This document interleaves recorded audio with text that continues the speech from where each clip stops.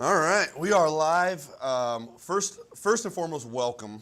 Thank you. I apologize because I forgot to tell you were coming on the show today. Yeah. So, funny story because I love stories. I'm sitting there and I'm on a call, and I'm like, "Oh man, she's gonna be here any minute now," and I'm not off this call yet. Like she's gonna be waiting. Like, God, this is a bad look for us. And then I go. And I looked to see if you were like, hey, where you at? Mm-hmm. And I never sent the message that I typed. And so I am very sorry for the confusion. I'm very glad you're here, mainly because I was sitting there and I went, what the hell's my old gym partner doing in the world of politics? Yeah. So tell us a little bit about yourself, not just what you do, who you are, and what you're getting into. Sure. So thank you for having me on the show. I'm Caroline Strecker, and I am running for the Arizona State House of Representatives for LD30, which is all of Mojave County. And I guess, how did I fall into the world of politics? I guess it all began at the Stop the Steal rally, and it was right after President Trump had run for his re-election. And we all know mathematical curves do not look like this. They just mathematically, in the history of everything, have never gone like this. So I went to go stop the Steal rally, and then I was just so in D.C. and to peacefully protest the election results, knowing that I believed that they were fraudulent. And when I came back, I was like, how do we fix this? What do we do about this? And I decided to get involved locally. And normally that entails becoming a PC, which is a precinct committeeman. So I just trotted on over to the local GOP office and I said, hey, we're here in Mojave County and here for Arizona, like, what do we do? What do we do as citizens? And they were like, well, become a PC. I said, okay. So I became a PC and I said, what's a PC? I don't even know what that is. And I'm in, what is it? Yes, yeah. So precinct committeemen, we're kind of the group, the boots on the ground. So we go out and we help registrations, collect signatures, support the candidates, and we're pretty much the, we're the little cavalry on the ground. And that's a PC. And there's a certain allotment in your district and your neighborhoods depending on your county and the population and whatnot. So that was my first step. And eventually, just strangely, door after door after door, so I became a PC. Then I became an elected PC, and then I got involved in going to my county supervisor meetings. And then I started getting some attention from our county supervisor. He was kind enough, Ron Gould, and he kind of, put his wings over me, and he was like, well, Caroline, I really think that you should become a commissioner for the public lands and recreation for the county. And I said, what? I was like, what is that? And he was like, well, you'll be our district representative and commissioner, and I think that you're a good fit for this. And I said, I don't know. I said, I don't know anything about public lands or recreation or any of that. I'm a nurse. I'm in healthcare. And he was like, nope, I think that you're a good fit because, you don't ask questions and you're not just your average yes man. So if you're willing to do it. And I said, okay. So I signed on board and I became a commissioner, and then later on, he told me, he's like, well, actually, my intention was to get you, I think you're doing great, but because you are involved in healthcare, I think that you'd be a better fit for the Mojave County Board of Health. And so I left the commissioner position, and now I'm on the Mojave County Board of Health, and I'm actually now the vice president. Oh. Yeah. Well done, sir. Yeah. So, it wasn't much of an election or anything, but it's all volunteers. And so being involved in that PC world, and I just started saying yes to multiple opportunities. I became a state committeeman, and then I actually had the opportunity to go to the Republican National Convention as a delegate, and I won by a card draw in Phoenix that I had to do by myself, and I actually ended up having to pull not only my own card, but my opponent's card. And I knew, I was like, if I lose this, I'm going to feel horrible because I'm the only one pulling cards. I even thought to myself, I was like, there has to be some How kind of... does that happen? I know, I was like, isn't there some kind of ethical or laws against this? Like, there was an attorney there. This See, was now a this real... is the stuff I wanted, because I always figured weird stuff like this was going on. You're like, We drew cards. I drew both of them. I drew both of them, but I won. Yeah. Perfect. Yeah, no, I Nailed it. My first card was my own, and it was a really low card, and I was like, oh, this is it. I just blew my chance. Girl, I have to beat myself. This is ridiculous. Yeah, I was like, this is horrible, and I knew, and the second card, thankfully, was even lower. So, yeah, so good thing I'm not a So was the other person just not available? Yeah, or, he said he's not available. He wasn't able to come. He's like, so I select Do you have to like Caroline. FaceTime him for it, or just? No, there was a witness and an attorney there, and this was at the main office headquarters for the GOP in Phoenix. So yeah, so I knew that's how they were doing it. Yeah. I knew it. So I got to be the alternate delegate for Arizona to go help vote for President Trump in 2024. That was in Milwaukee, Wisconsin, and it was really that was an amazing opportunity. I mean, it was 3 days after President Trump got shot. He still had his bandage on his ear, and he was there. Anyway, we had so many of my personal political heroes. So it was truly an honor to go. So, mine is not as cool as yours. I was like 20 minutes away from where President Trump got shot in Pennsylvania when it happened. Oh, okay. I was we were visiting schools for my son. Yes. And we're just sitting there, and all of a sudden the news goes crazy. And I Yep. mean, it was bizarre. Like, for one, Western Pennsylvania shuts down pretty early anyway. Okay. But it was like you could hear a pin drop in we were 20 miles away. There's probably 5 towns between here and there in that 20 miles. But you could hear a pin drop everywhere. Like, the world stopped for a second. It was Yeah. very, very bizarre. And then, of course, fast forward, I mean, his reaction goes to the Republican National Convention. Yep. And the rest is history, so to speak. What a wild time in the world. Of course, It was. Still no is. less wild than it I is now, know, I it guess. doesn't- So I'd prefer to not get into the weeds of that. Yeah, me So too. I do want to ask you, though, a lot of people feel strongly about all the things you mentioned. Why did you feel compelled to take an active role? Why did you feel compelled to get up off the couch, hypothetically, not that you were sitting on the couch that I know of, but why did you feel compelled to get up off the couch, go put your boots on the ground, and get involved? Well, I'm upset. I'm just really upset in across the board, across multiple different topics. And if you want me, we can talk about it. But however, we can or cannot.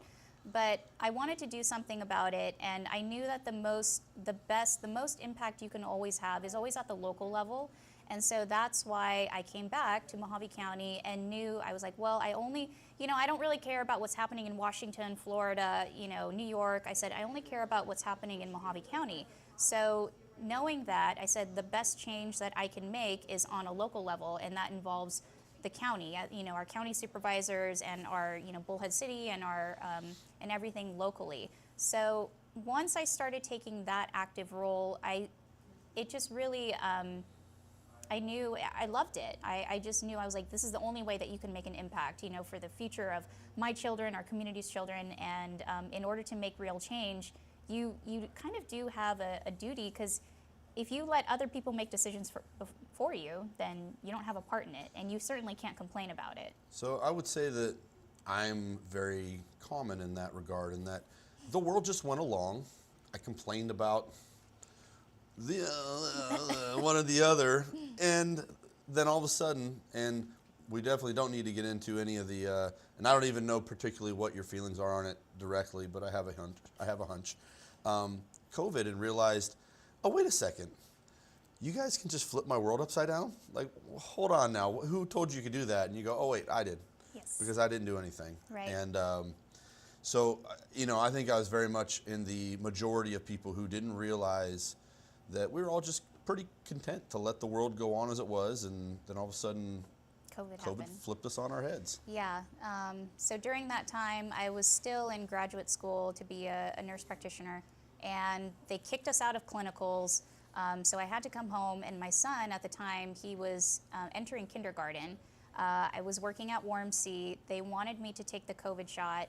I refused, and I got a religious exemption from Pastor Mike, and I just said, I'm not going to take the shot. And so I was kicked out of clinicals. I had pretty much lost my job, and I had to do what was now online kindergarten for my son. It was a joke. It was terrible. And Kindergartners definitely belong on a screen for yes, 6 or for 7 8 hours. a day. Yeah, or it was. whatever. I mean, online PE. I just was like, this is just a joke. I mean, we might as well just not have them go to school. It would actually probably be better for them. At least they could be active instead of stuck on a screen. And that was just, again, more fuel to the fire. You know, once I felt like my rights had been lost, people were making decisions for me, you know, whether it was, you know, it was Governor Ducey at the time, and I think he really did the best job that he could. So I do appreciate that. But yeah, that was just more fuel to the fire, and I was like, we have to get involved. You know, we can't just sit around and do nothing. And again, so having these opportunities at the county level, at the state level, and then on the national level, just one door kind of opened after the other. And then for this particular point, I really had no interest. You know, I still have young kids, and I was involved. My pastor had asked me, and I had, you know, community members who were just like, Caroline, you know, you should really run for office. And it was my goal in maybe 10 years from now, you know, after kids were grown and out of the house, or at least, you know, teenagers and independent. But I had one of When they're teenagers, they're pretty done with you. Right, yeah, pretty much. They just check out. My daughter just turned 13. I know, yeah. So I had one of the current legislators, and I was bugging him about a local issue. So I had a lot of concerns about our water in Mojave County, river water, surface water, groundwater. And so I had been pecking at the legislator, and I hope he don't get mad at me for telling the story. But It's podcast world. We tell stories. We do tell stories, and he knows. But so he had a campaign website, and I hadn't heard from him. I had called his office, reached out through his campaign website, tried to email him, and I wasn't getting a response. And I was like, how am I going to get his attention? I was like, he's ignoring me. And so I kind of thought, I was like, well, I'm just going to strike a sensitive area, because people usually tend to respond to pride and ego strikes. And I knew that Representative Gillette had been working on this cybersecurity bill. I don't know anything about cybersecurity. I'm in healthcare, and he had been spending years on this bill, and it is for election integrity and for the betterment of, you know, the safeguards that we have in our elections process. So I tried to read the bill. I didn't understand any of it, but I did try to make the effort to read it, and I was reading about what fellow Republicans were saying about it, and they had concerns about it, and so I went to social media, and I tagged him along with pretty much everybody in the Mojave County GOP, and I just blasted him. I was like, Representative Gillette, I don't like your cybersecurity bill. I think that it, you know, has these flaws and blah, blah, blah, blah, blah. And probably within the hour, I got a response back. I got a very nice response back. Yes, I got a very nice response back saying, have you even read the bill? You don't know what you're talking about. And I was like, you're right. I don't know what this bill means. It's very complicated, and I'm in healthcare. I said, but if you really have problems with your constituents asking questions, then perhaps you shouldn't be a representative of Arizona. I was very snarky, and that was my intention, because lo and behold, I then get a Zoom meeting invite to say, I want to talk to you about the cybersecurity bill. Let me explain to you, because you don't know what you're talking about, and I didn't. I knew that. And so I went on this Zoom call with him, and we spent several hours, several meetings, and at the end of it, I had changed my mind. I learned a lot about Representative Gillette's bill. It truly is a good thing. I fully support it. I just knew I had to get his attention somehow, and you know, he knows it worked. So at the end of our meeting, he pretty much told me, he was like, well, Caroline, he was like, I don't think that you contacted me by coincidence, and he's also a believer, and said, I fully believe that God had made you sassy enough to reach out and strike a nerve in me. He was like, normally he's a military man, worked, you know, he's been a sergeant lieutenant, so he has over 20 years in the military, and we thank him for his service. And he's like, I really do think that, you know, he's like, I don't normally get mad. He's like, but for some reason you just struck a nerve in me, and it made me upset enough, and now here we are. And he actually invited me down to the Capitol, and he gave me some information on water, which is what I really wanted. And at the end of it, he said, I'm not looking to rerun. And he's like, and I've been looking for somebody to take over. And he's like, and I don't think that it's any coincidence that God put you in my path, and I think you are my way out. And I told him, no.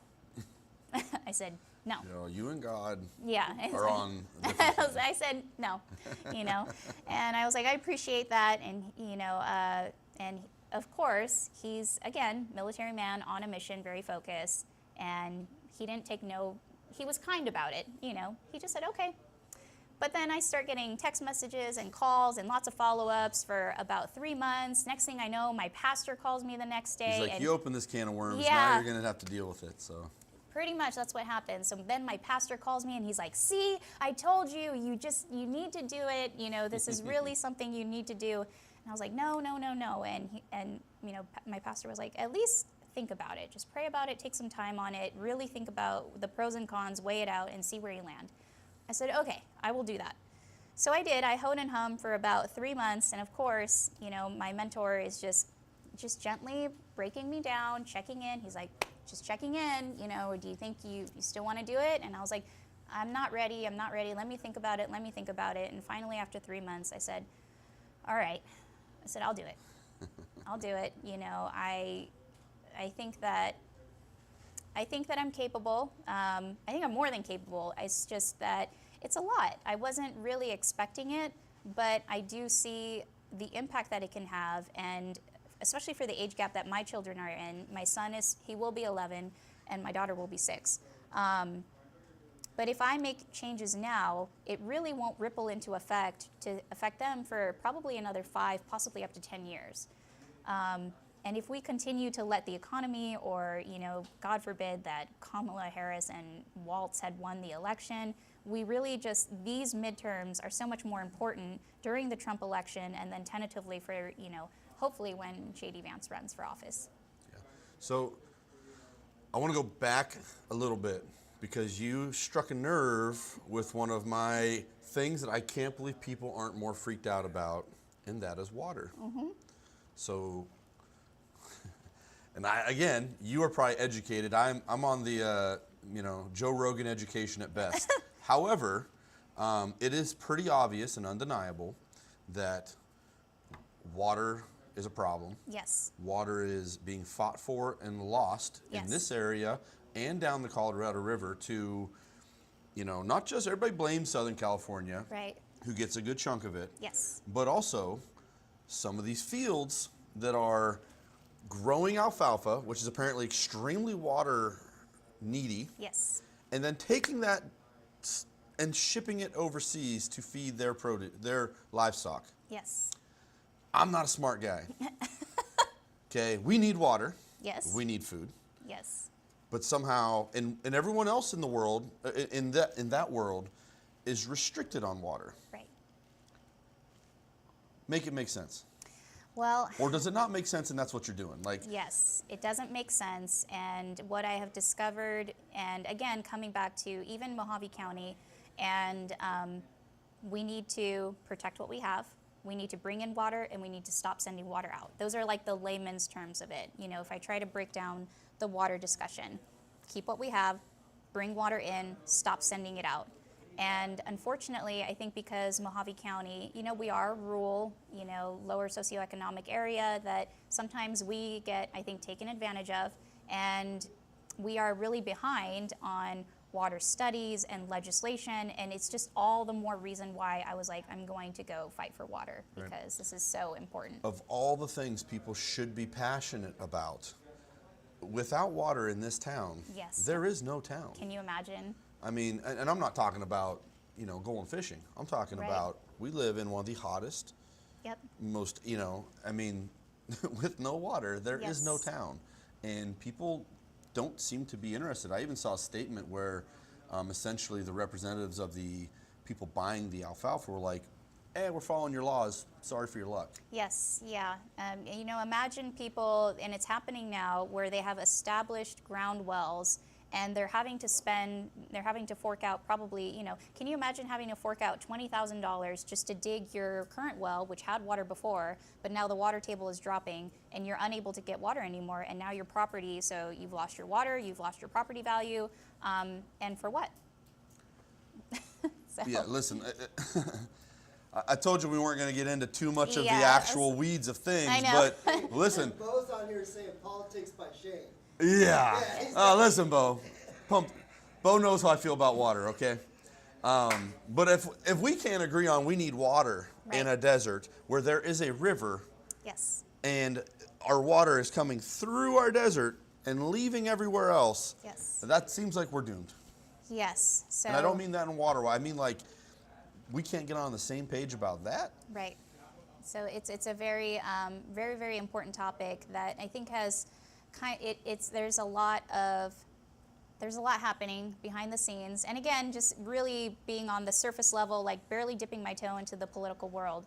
But there really is a lot, and once you start going down the rabbit hole, you find out there's so much. And specifically for Mojave County, you know, I can't speak for Pima, Pinal, especially Maricopa. You know, they're on a whole nother level. But I just care about Mojave, and I want to advocate and hopefully bring in and protect our water. So Is this a high-level topic in Mojave County, or are we Thank you, Bo.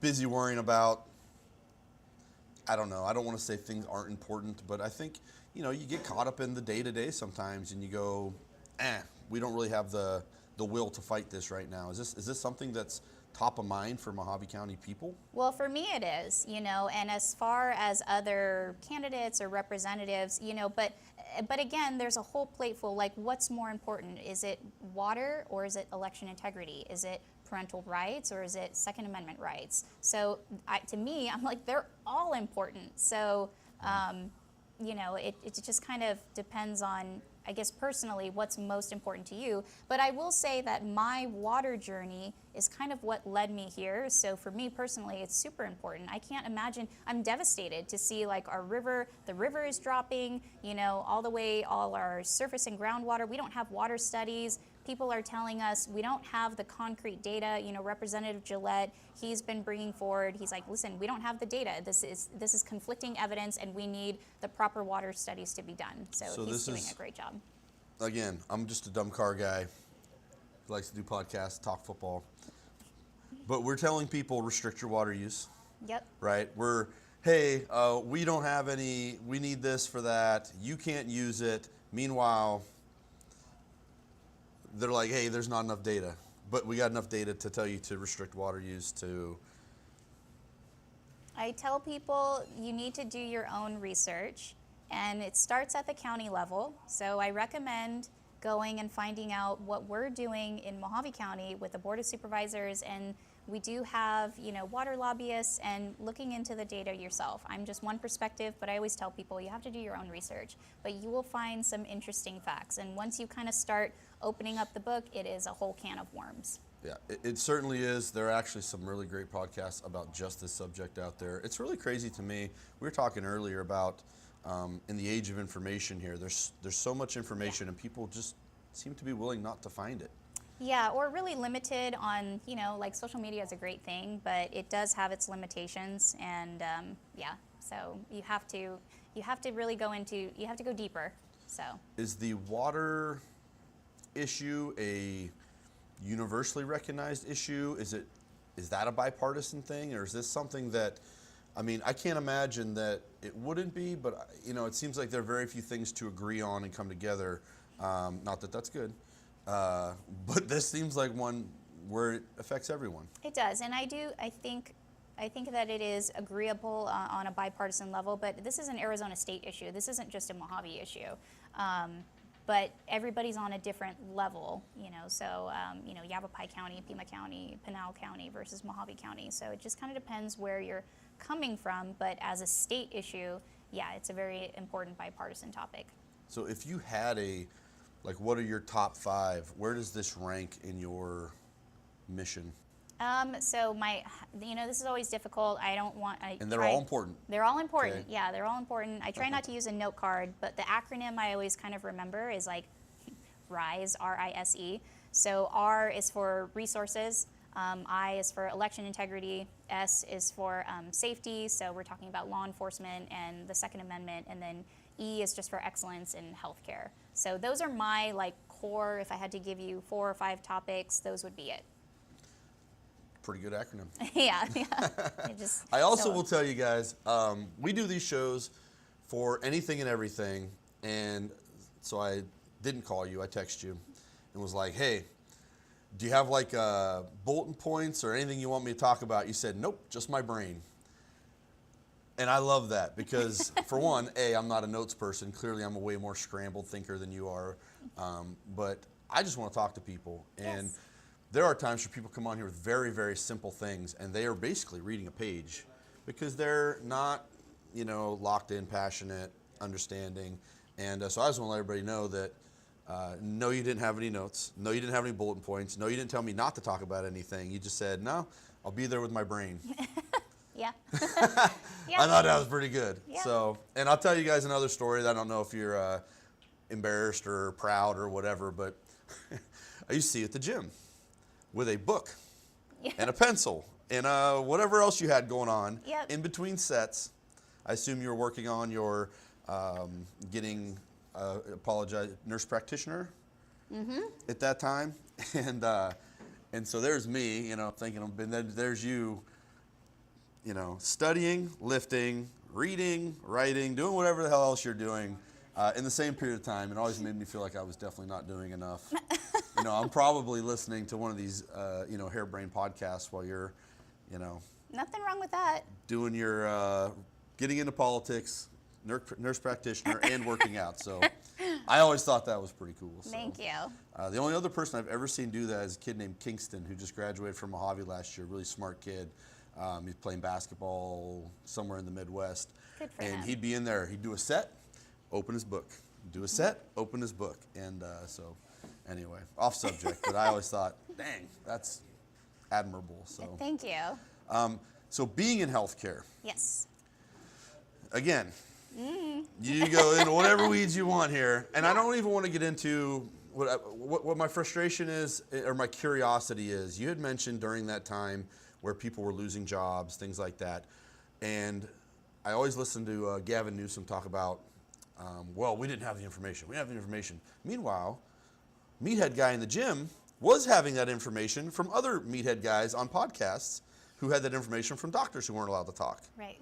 So I guess my question is, why does it take so long for these big systems to move on things? Well, I think it's very intentional. It's not accidental. There is definitely a plan and there's a purpose, and it's what they wanted. I think it was the greatest, psychological warfare campaign against the American people, and they wanted to see how much of people's rights and their freedom and pretty much their choices based on fear, and it worked effectively. And now we know, and I think that if anything happened again, I think people have smartened up, wisened up, learned from the first time. I don't think it would, I don't think it would be the same. I think that people would just be like, no, I'm not going to do that, and especially because President Trump is in office as well. I don't think he would ever allow anything to happen like that. Unfortunately, we have a terrible governor. She needs to absolutely be gone. Governor Hobbs, she's a joke and a disaster.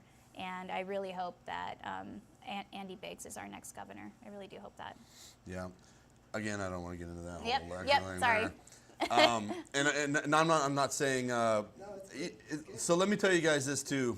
We are experiencing in real time this absolutely bizarre, misconstrued fight over freedom of speech, cancellation, all these other things. And I will never tell anybody what not to say. That is absolutely the whole point of everything. Of course. So I'm certainly not saying don't say what you want. But the other flip side of that being is we know that we're held accountable to what we say. Yes. And that's the other side of free speech. Yes. And I think we lost that for a long time, especially during the COVID times where you're shut off. You weren't allowed to speak. You weren't. Right. I remember making jokes Yes. on my Instagram or Yep. Facebook story, and it would Fact check. It would restrict. It Yeah, would not let me restricted. publish, or it would remove it. Flagged. I'd be in the gym, and this was so dumb. I'd be trying to work out with this mask, right? And I'd be talking crap on my Instagram, which I do a lot. And it would tell me, no, you can't say that. Yeah. And so that's kind of the crux of where a lot of the stuff that we are, really fighting over silly things of free speech. But back then, under this guise of, COVID. emergency, Yeah, emergency. your rights were taken away, and everybody just kind of rolled with it. Yes, and that was the idea. So I don't think it would happen again. It wouldn't have the same impact. I don't think people would respond the same. And I hope that people have learned and that we can do better. Yep. Hopefully it just doesn't happen again. Yes, both. Hopefully, A, doesn't happen again. B, we do better, learn from it. And I want to ask you, I would argue that we are as deeply divided as a country. I don't know what you've experienced firsthand, left to right. Are you hopeful for things to have some form of reconciliation? Does it look like it's getting worse, better? What is your take on the state of things? Well, on a bipartisan level, I think that there will always be a divide because we do have differences in beliefs on policies. Which there always and has been. That's normal. So I don't think that's never going to change.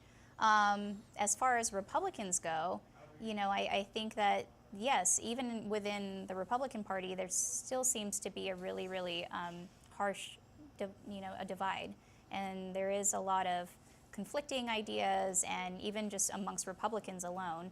I hope that it gets better. I think there is a generational shift happening as well, so that, and actually, so this year, I went to Nashville, Tennessee, and then I was a primary delegate for the Arizona Young Republicans, and we voted in our new executive board, and so I got to see a lot of the Young Republican chapters from all over the states, and there's some really interesting Republicans. So even within our own Republican Party, it seems to be divisiveness. I hate using the word like fractured, but even that, there seems to be some fracture in there. Yeah, well, and I think it's very obvious on the national scale. It would make Yes. sense that it happened all the way down. And you had mentioned like the demographic of conservative people changing. You're a younger lady.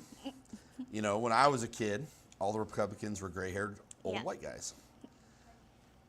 Where does that stem from? Is it really the ideas coming through? Is it the divide? Is it the change of the old to the new? Where does that come? And were you greeted, I would say, open arms, or did you meet a lot of resistance kind of getting involved? Oh, no. There were a lot of open arms, and especially with the Arizona Young Republicans, and we have a great chairman, Luke. He's great. But I think also with COVID, the generational shift that I'm talking about, and not to just put that there was impact from Charlie Kirk, because there was. But after COVID, I think that a lot of people, for younger people now, like you have a son, you said, he's in college now, right? He just started college.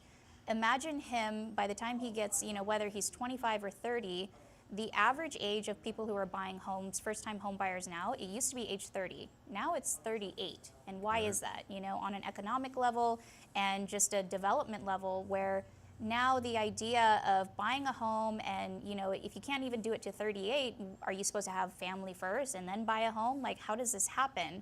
And so people, even if they can't understand why, they know that they can't afford things, they can't buy a home, and with that, they begin to lose hope. And so they're trying to understand where did this come from? And really it's from policies that have affected them.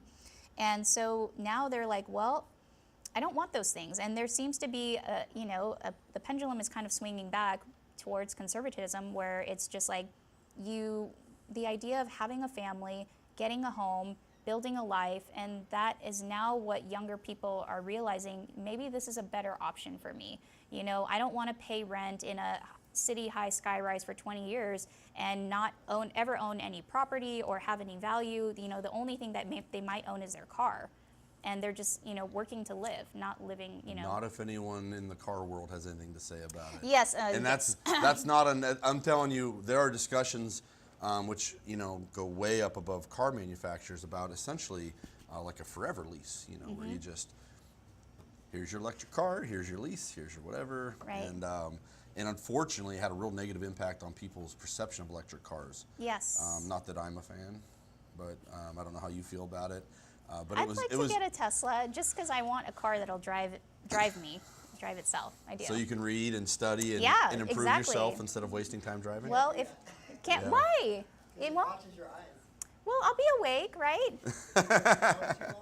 You just got to get some sunglasses with some eyes on it. Well, okay. Well, anyway, There's ways around. So I'm glad you guys brought up Tesla and AI and all this other stuff because, you know, I have heard everything from AI equated to the printing press to AI being equated to the Terminator and the end of civilization. yeah.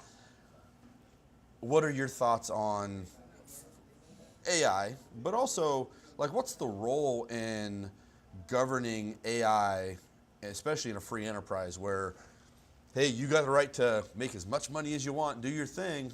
Also, your AI bot's going to put 100,000 people out of work Correct. Yeah. with so a 18-year-old kid in college, and I have no idea what the hell he should be studying because I don't know if those jobs will exist in 10 years. exactly. So there's a lot of lack of legislation right now, and again, that's something where I think me compared to the other candidates, I am a millennial, so I am aware. Millennials, so I'm- am I. So I love AI, and it has great things, but as you said, I don't think that people understand that AI really is going to affect us in the next 5 to 10 years, and that there really aren't any policies or legislation about it. You know, just like the Waymo or Google cars or self-driving cars, the lack of legislation as who does the responsibility fall on? If the car is driving itself, well, who are you going to blame if it, kills somebody? So a lot of these things that are coming down the pipelines that nobody really is talking about yet, and again, not in my top 4 or 5, but definitely on my priority list. Yeah, and it's going to loop in economically very, very fast. Yes. And, we have all seen economic data that is, looks great until you dig under the numbers and go, oh, okay, first of all those jobs we created are government jobs. Yes. So really, we're paying for this data, which there's a place for. But then you go, oh, this is almost all just stock gain. Yep. There's no job growth, there's no opportunity, there's no, those things are essentially fallen off, and as long as we're happy to see some stock market growth, we'll ignore it. And Yes. at some point, that's a fool's game because who's going to end up buying your products, doing your things if no one can afford anything? Correct. And I think this kind of ties into, we really need to start pushing our younger people more so. Don't go to school for psychology, business, or whatever, accounting, because AI is probably going to be able to handle all that. But we really need to push, the United States, we're not building anything, we're not making anything, and we need to push more for the trades. So electricity, HVAC, construction, and we need to be working with our hands. And so, and that's something that AI cannot do, and that we can. So again, another topic. Put it on the list. Put it on the list. So we got Rise and then Rise Up with an AI I know. in there somewhere? No? I'll ask AI later. I'm in like Ask AI. I need a new expand acronym. my acronym. I need a new AI that fights off AI, and they're like, you don't need to worry about Yeah, that. it's gonna silliest tell thing. me what it tells me all the time is sorry, I can't help you with that. Yeah. So the silliest thing is, especially for us millennials, I don't actually know how old you are. I would never ask. I'm but- somewhere between 35 and 40. I'll tell you that. So I'm an old millennial. I'm in that weird window of, we had zero internet to some internet to being fully AOL. dependent on the internet. Yep. So I'm in that weird old millennial category. I try to deny it, but I can't do it. But what I always laugh about is we've watched 40 movies about why this is a bad idea, Yes. and somehow we're still here. Yep. Like, was it a self-fulfilling prophecy, you think, or? Yeah, probably to a degree. Like even though people always make the reference to, the pop culture reference, like, oh, we're living in the Matrix. Oh, the Matrix this, and all the references that come along with that. And to a degree, I think there's some truth to it. We may think that we're living in this world, but we're really living and functioning in this world. And so, but yeah. Yeah, I've seen some memes where they're like, well, the real world's rough. Mm-hmm. The digital world's rough. Yep. What am I supposed to, where am I supposed to operate and live in? So one of the things, and I don't know, I'd love to know what you do to keep yourself sane. But yeah, the gym doesn't even work for me anymore. You can't escape any of this stuff anymore. Especially if you got like the news on 9 televisions at the gym Yes, all the time. all the time. Drives me crazy. I don't know Yeah. what you're supposed to watch in the gym, but They need to get rid of TVs in the gym and just put music. Yeah. Well, funny story. So we're in the gym, Mad Dogs, and this old guy comes over. I got my headphones on, taps me on the shoulder.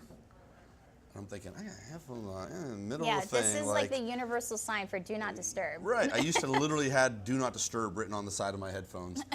And I'm probably not the most approachable looking guy. And this guy taps me on the shoulder. And he's like, and I'm like, I'm thinking something serious got to be going on. He goes, you believe this music? And I'm thinking, I literally have a device on, so I don't have to think about this music. No? And it's funny, and he's complaining about the music. He's like, oh, they're playing this crap, and da-da-da-da-da. And I'm like, yeah, I don't know, it's crazy, man. It's usually pretty bad music. Like, go about my business. And so then I see him go to another person, and he starts telling, hey, you believe this music? And then I see this old guy, and then they go to another old guy, and there's 3 old guys mad about the music. And as soon as the guy comes in the morning to because it's unstaffed until whatever time, and they go and he starts changing. And so then I'm like, what are they playing? Like, I don't know what is so bad. They're so upset about it. And so I take it off, and it's damn near the same music I'm listening to in my ear. And so I just laughed, and I thought, meanwhile, they're playing like 50s and 60s music, and I'm complaining about it. And so it was just pretty funny. It's the same song. Yeah, I'm like, it was, I think I was listening. This is Don't Judge Me. I listened to like Korn Pandora. Okay. And so it goes to like Disturbed, Korn, Limp Bizkit, whatever, all that kind of stuff. And that's exactly what was playing on the radio or the overhead. So. Believe this music. Yeah. So what do you do? And maybe you really love all of this, which you have to have a passion for. Yes. What do you do to keep yourself sane? Oh gosh. Well, I like to travel, and I haven't really been able to recently because it's definitely a lot. And but when I do have my downtime, I just like to get on Netflix, eat, hang out with my kids, and then just spend time with them when I can. But really, I guess I have this mentality that, while I'm in my 30s and 40s, and I always looked at my grandparents and my families, and, when they're like 60, 70, 80, that's when I'll stay home and been like, I worked hard earlier and I don't feel obligated to do it now. A lot of our, politicians and political people, they're elderly and they're still involved because they understand the weight of it. And I feel like if I just do it now while I have the stamina and the ability and the mentation, I won't have to later. And then by then I'll just hopefully be like, I put my work in, I put my time in, I'm done. I did my duty. It seems like people have a hard time letting go. Yeah. And I don't mean that, listen, some of these old politicians need to let it go. And I don't mean that for you. I'm saying you seem to be very driven, have a lot of passion.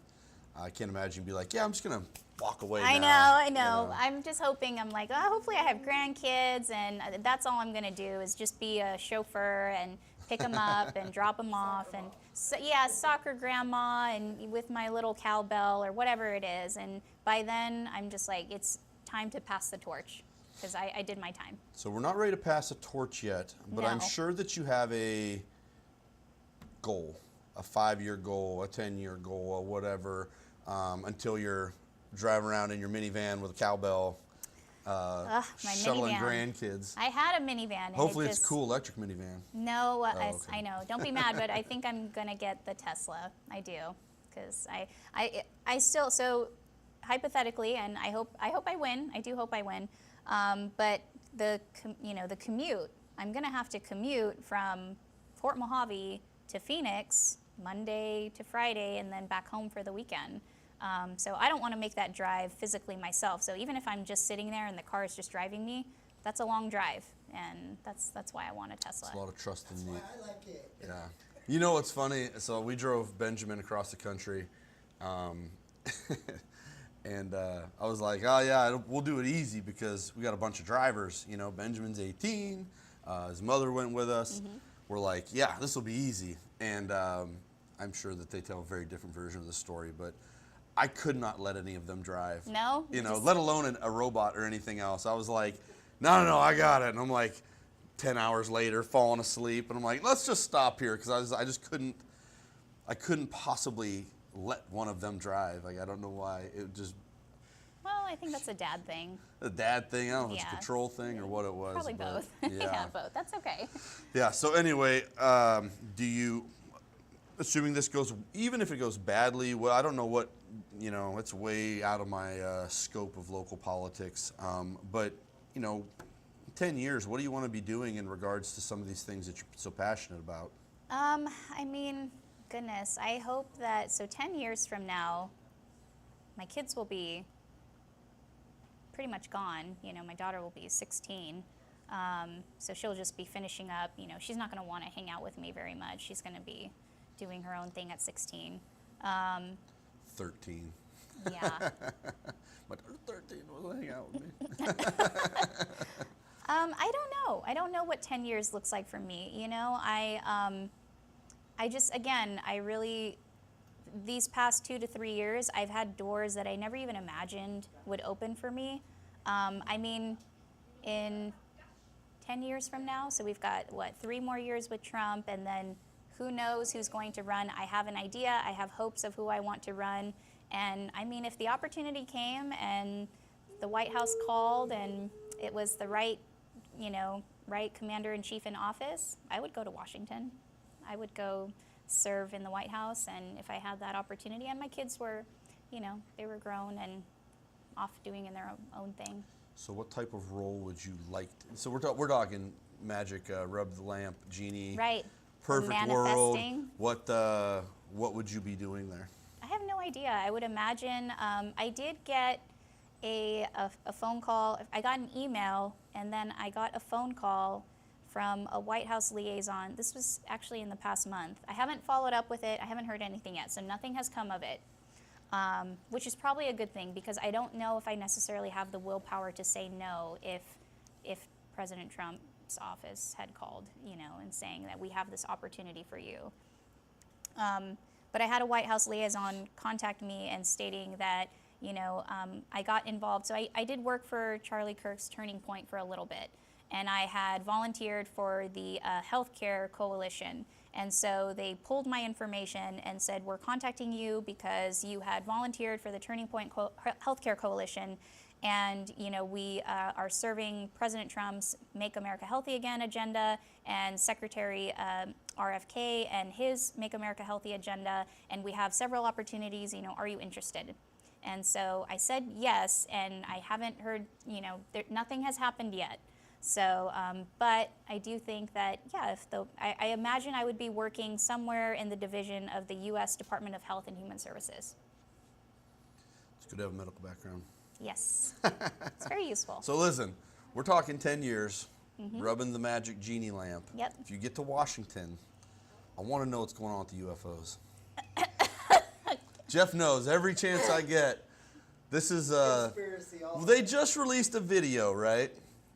I don't know if, we'll have to find and edit this in a reel or something, but, so they just released this video of our best drone chasing down this thing, shooting it with a missile, bounces off and just keeps going, and it barely makes the news. Yeah. Like, there's something going on out there, and somebody's not telling me, and I don't like it. Okay. I feel like it should be like Joe Rogan, then me, in terms of who gets to know. Yeah, you're not in the want, you're in the. So I really need you to go succeed and bring me back this UFO information.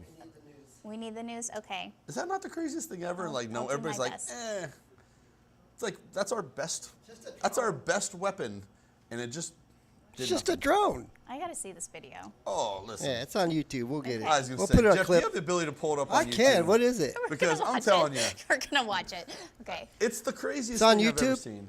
And it's I think they call them UAPs now, which, why would you rebrand Do it? you know what it was? The description of it? If you look up like UFO or UAP, missile, it'll be one of the like recent million view videos. So I'll ask you, what's a UAP? I believe it's unidentified aerial air- phenomenon. Yeah. So, and again, this is just a me thing. I know you're not a UFO person. You're very much more grounded in things to deal with, and where I'm like, Hold on, wait a second. None of this matters if we have If we aliens have that aliens in we the can't deal with. So, Oh, and gosh. ironically, there's a speech. I now recognize Mr. Oh, Burleson gosh. for about 5 Was minutes. it Reagan who made this Thank speech? you, everyone. Where he's like, if we had an outside force from another world, we would all unite so fast and this and that. And I'm like, Are you sure about that? yeah, I'm not so sure we would unite over anything at this point. But if you can find, it's crazy. And so now, I would say a lot of this is just, internet nonsense or whatever. But I can't believe the Senate or Congress. Let's they check it played out. in. It's up on the screen. Is this it? Okay. Yes. I get it. Okay. And there's no audio, but this is I want to say a Reaper drone that's tracking this thing while another one is over top recording it. And so you see this missile come in and it just bounces off. And we just go about our business like, Yeah. Didn't even phase it. what was that? And then the thing keeps going. What? Yeah, where were they playing that? That was in Congress or something. I mean, right? yeah, that was a Congress meeting. Yes. So, come on. and they're What are looking we for talking pieces about here. I mean, I don't know. And then they have these things that just, listen, you stay out of this. This is not good for you. But they have these things where they go into the water and they keep going the same speed. There's nothing on this earth that can do that. Oh gosh, I'm just very much in my own little niche, and Very, very good move. I will just stay. I have a box, and I'm just gonna stay here and work on. I have no impact on that, and But so you could. You don't want to chase UFOs. I don't want to chase Yes, UFOs. no. Yeah, I- I'm terrified actually. So I will let other. Yeah, Yes. I have what I'm working on. I'm very content and very busy with what I have. Yeah. So Politics will do let that. me say this. I am very grateful that someone like yourself got involved. It's very rare that you know someone who is choosing to get into the arena and make a difference. And it is very important. And it is important that people with good intent get involved. So don't get into UFOs. Okay. I'll worry about the UFOs. Yeah, let Shane take care of the UFOs. But in 10 years, hypothetically, He wants to know the truth. if I get a random text message that says, yep, they're here, They I'll are know. definitely aliens.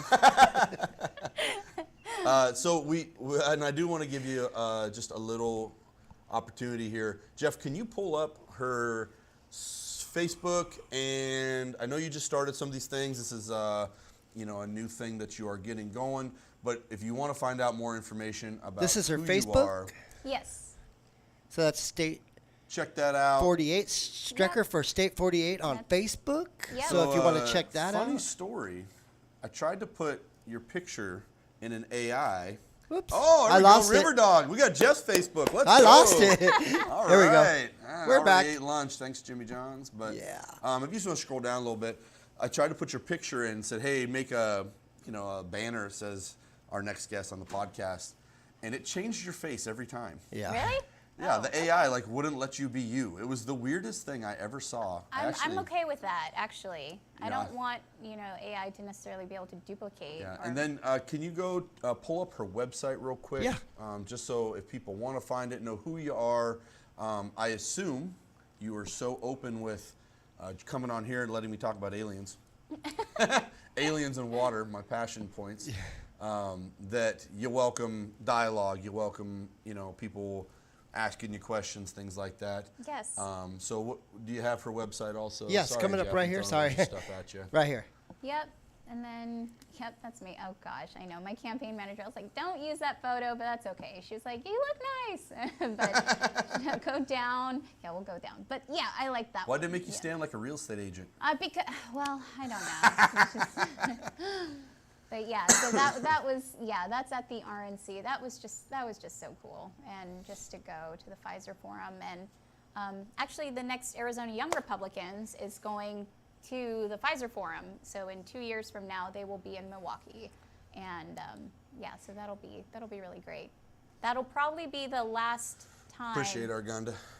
That'll be the last time I can go to a Young Republicans state convention. So if I'm Getting Still too old. involved. Yep, I'm going to be termed out soon. Man, And that's then- rough. Is there like a middle-aged Republicans convention? Or you just get right out to the Nope, senior tour? It's so, you know, for anybody who's young and wants to get involved, I recommend you have options, but I would say joining the Arizona Young Republicans. And you can go to the Arizona Young Republicans website and register and yeah, join if you're interested in just getting involved. Or even if you don't want to join a Republican for at the Arizona State, you can join the local GOP. There are a lot of old people, but they're very, very sweet, and it's a good gateway. There's nothing wrong with old people, okay? Yeah. We're becoming them every day. Yes, that's So it's true. so funny. I don't know if, you know. So I went and played softball last night for the first time in a good half decade-ish. It was not pretty. Okay. Apparently I'm old now. And so I'm sitting there. You've been saying that for a I'm long so mad time. that I'm 42. I'm not pumped on it. But I'm sitting there and I'm listening, you know, I'm griping and everybody else is too. And then I hear the guy go, yeah, man, I'm gonna be 30 pretty soon. And I was like, oh, jeez, 30. This guy talking about 30, you know? So I just shut up after that and I didn't want to tell people. So Nothing wrong with that. yeah, Nothing wrong with that. don't get old, kids. It's my best advice I could give you. It's going to happen. Don't get So old. Just take care of yourself and Yes, take care of yourself is Take care probably of the yourself. best message. I did not take care of myself. I have a Blue Powerade Jimmy John's. I wanted to, I was going to ask you about the Make America Healthy again. oh, yeah. Mainly because, you know, I don't prescribe to a lot of things, but again, things that I'm amazed we can't agree on is all the terrible stuff in our food. You know, there's probably some red dye in this Blue Yep. Powerade. Exhibit, so good, though. exhibit Powerade. And I had cookies for dinner last night, so I am do as I say, not as I do guy. Yes. But the fact that people are just not completely on board with trying to figure out why we're so unhealthy. Correct. I walked around, I think I was Vegas Airport, and you just look at people and they're just not well. No. And you know, and that's coming from a old fat guy, but don't laugh.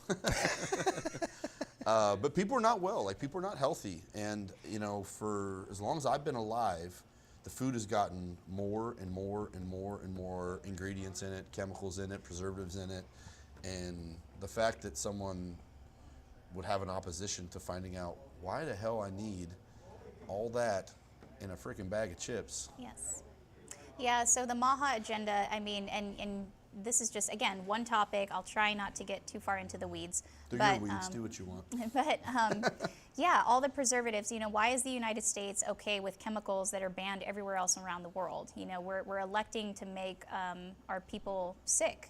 And essentially, I do fully believe that, you know, Big Pharma, they want us fat, unhealthy, depressed, out of shape. They want us dependent on medications. Every time you watch streaming episodes, there will always be, you know, all these drug medications advertising, and side effects include nausea, vomiting, diarrhea, and you know, so on and so forth. You know, for everything, Alzheimer's to IBS and whatnot.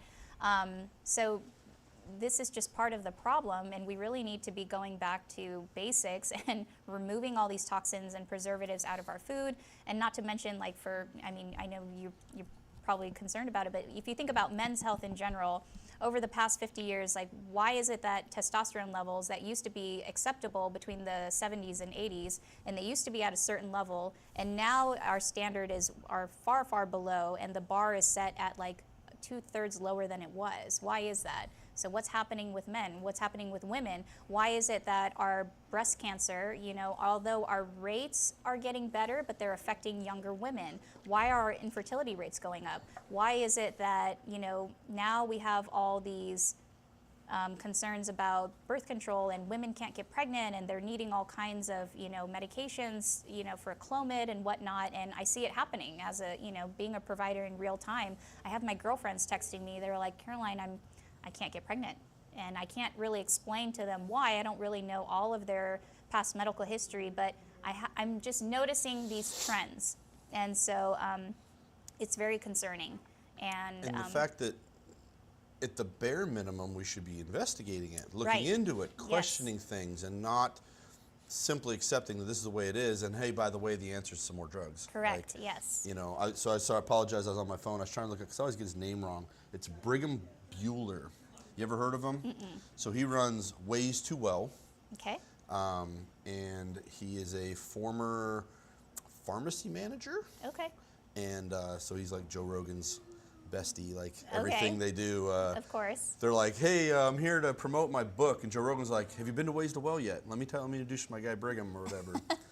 But he came from the pharmacy side of it, and he talks about some of the formulas of if you get a kid who's pre-diabetic, you get them on something then, and then this, like they have it mapped out. Yes. The way like we map out our customers buy a car, we know they need an oil change in 3,000 miles. Right. It's actually closer to 5, by the way, 6, 7.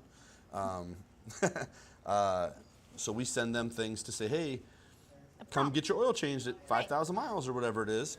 They do that with drug schedules. And we're sitting here watching some goofy guy dance in a field on TV, talking about how much happier he is since he got on this drug. Right. And then it's like, oh, by the way, your eyes might bleed. And you're like, hold on, wait a second. Yeah. And no one questions anything. Yeah, and that's what I'm noticing now. I mean, it's a statistical fact that the United States birth rates are going down over the past 50 years, and that nowadays, and even just talking to local women in the community, I can off the top of my head, I can think of 3 of my girlfriends, and they couldn't get pregnant. And so they came to me. They were like, Caroline, you know, what do I do? And I just made some recommendations, and I'm asking questions. And why is it? It shouldn't be like this. So If we had gradual improvement in our world, the way we try to do in every aspect of everything we do, there's no reason why we should be getting unhealthier, right, lower birth rate. So, you know, I'm a dude. We're all talking about our testosterone. It's very important, Yes. right? And so guys will ask, and they'll be like, oh, yeah, you know, mine's at, you know, there are probably better measurements, but they always just give you like a generic thing, 200, 300, 400, 700, 800, whatever. And dudes in their 20s with the testosterone of guys in their 70s. Yes. And 200 to 300. it's unbelievable. And to not ask questions or be concerned is Correct. bizarre. And I got an 18-year-old boy, you know, good kid, plays football, you know, he's smarter than his dad, which is pretty good. Can't say he got that from his mom, so she's not going to appreciate that. But, you know, you're talking about an 18-year-old, man, what's it in 25 if he continues with the same everything, environmental factors, Yes. you know, the plastics in our water, Right. I mean, you take your pick, and to just not be concerned and just be like, hey, yeah, I'll just get him on a testosterone replacement at Shot. 19 years old and Right. do that for the rest of his life. Like, Yes. that's crazy. Which I would always tell, and I saw a few young men in the clinic, and I would always try to reiterate to them and just letting them know, I'm like, you're in your 20s, like if you take supplemental testosterone now, you actually may permanently inhibit your ability to have children later. And that's a fact Oh, that, no, I got drugged for that too. yeah. No, but, you know, and that was the reality of it, you know, so when you knock out your endogenous capabilities to Excuse me. produce these kind of hormones, you know, then what happens, your body just essentially kind of gives up, you know, so your own reproductive parts are like, oh, I don't have to do this job anymore, you know, so somebody is just doing it for me, and it shuts it down, and after a while that can be permanently debilitating. So by the time that, you know, a young man is like, all right, I met the girl, I want to have kids with her, now I want to try to get things going, and the factory is just shut down. So, Yeah, it's very alarming times. And again, excuse me, I need some drugs.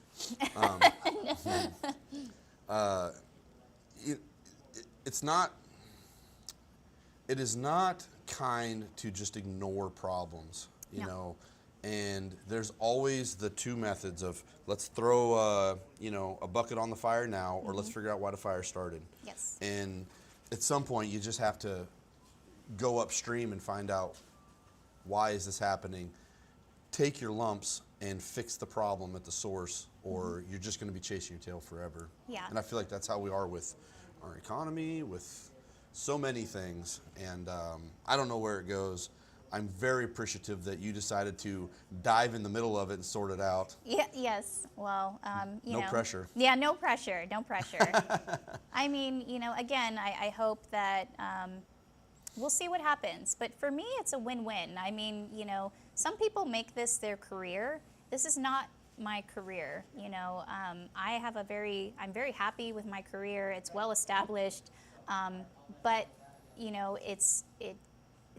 the other opportunity that, you know, running and being a part of the state is that you really get to make impact and change, and that is just so much more invaluable than a paycheck. And I'll always have this opportunity to be a provider, and that's what I'm going to come back to. But this is not my career. This is not my, you know, what I live for. And even hypothetically, if I lose, and then what's the worst that happens? I get to stay home and be with my family. Yeah, I get to. Oh no. Oh no, I get to stay home and just continue on with my life, and so I'm happy with that. Yeah. But- Well, again, a lot to happen for you. However, I am simply happy that someone took the initiative, got involved. I really appreciate you coming on, talking with us. I don't even know how long it's been. I know. I was like, that I try. was longer than 30 minutes. I try my best to be, because I could talk all day. This is literally what I do for a living. So if you were a customer who came in to buy a car, I'd be talking to you, be like, so what about the aliens? You Yeah. know? Customers love aliens, just so you know. Do they? No, Okay. I don't know. I don't bring it up. So I don't want to keep it too long. I really appreciate it. Again, if you want to ask questions, know more, find out how to get involved, whatever the thing is, check out some of those links we put in the video. Thank you so much. I apologize for making you an hour late on my fault. No, it's So okay. thank you for coming on. Yes, thank Jeff, you. appreciate the show. Anything you want to Jeff. tell everybody on your way out? No, it just, if you have any questions, go to my campaign website. It's streckerforstate48.com. You can always find me on Facebook, and I'll be on the campaign trail. So feel free to come up to me, ask any questions. I'm not opposed to it, and I appreciate your time. What does the campaign trail look like? Is there like set events and dates, or you just Yes. kind of go around and? Yep. So I will be advertising on, when I'm going to be hitting up certain areas. Recently, I've been in Golden Shores. The next area is going to be Golden Valley, working my way up to Havasu and Kingman. But I will be announcing at certain events, and the citizens can always come and just be a guest and listen to all the speakers. I recommend that you vet your candidates. People tend to fall off of they ask their neighbor, like, who do you vote for or what it is, but don't just vote for one big candidate. Know all your candidates, and especially here at Mojave County, actually the most important candidates that we can vote for are our county supervisors. So I recommend just vetting them and do your homework. You have to. Yep. And I would say that people's eyes are opened more and more I than think ever so. before, and who you're voting for matters. So I think so. So anyway, Appreciate you so yes, much. Thank you, Shane. Thank you, Jeff. Thank you guys. Thank you very much. We'll see you guys. all right, we're out of here. See you next show. Yep.